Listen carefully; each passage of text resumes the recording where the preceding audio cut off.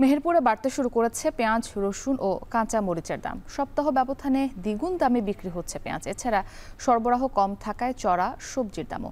এ নিয়ে আরো জানাতে মেহেরপুরের বড় বাজার থেকে যুক্ত হয়েছেন মুজাহিদ আল মুন্না। মুন্না, বাজারে পেঁয়াজ, রসুন ও কাঁচা মরিচের দাম এখন কেমন জানাবেন, এবং এই দাম নিয়ে ক্রেতা বিক্রেতারা কি বলছেন?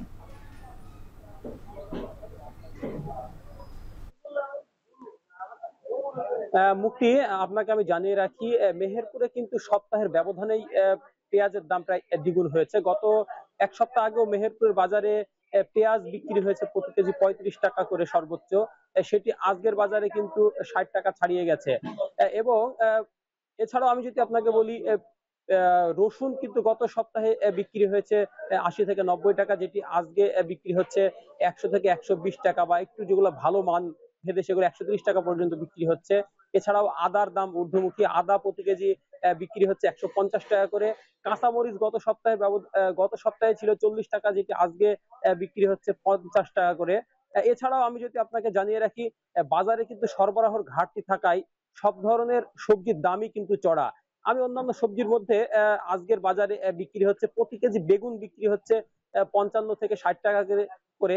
নাজনের ডাটা বিক্রি হচ্ছে নাজনি ডাটা বিক্রি হচ্ছে প্রতি কেজি 120 থেকে 140 টাকা কেজি দরে। প্রতি পিস লাউ বিক্রি হচ্ছে 40 থেকে 45 টাকা করে। ঢেঁড়স বিক্রি হচ্ছে 45 থেকে 50 টাকা।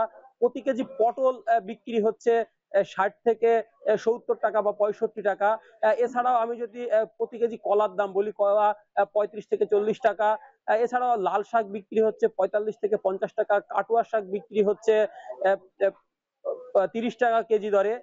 এর বাইরেও কিন্তু মেহেরপুর বাজারে গত কয়েকদিন থেকে কিন্তু কাঁঠাল দেখতে পাচ্ছি, যে কাঁচা কাঁঠাল, সেটির দামও কিন্তু চড়া। প্রতি ফালেই কাঁঠাল বিক্রি হচ্ছে 40 টাকা করে। এছাড়াও কিন্তু সব ধরনের সবজির দামই কিন্তু চড়া। আমি কয়েকজন ব্যবসায়ীর সাথে কথা বলেছি, তারা আমাকে জানিয়েছেন যেহেতু গ্রীষ্মকালীন সবজি বাজারে উঠতে শুরু করেছে, তাই সরবরাহের কিছুটা ঘাটতি রয়েছে, যার ফলে দাম কিন্তু একটু চড়া।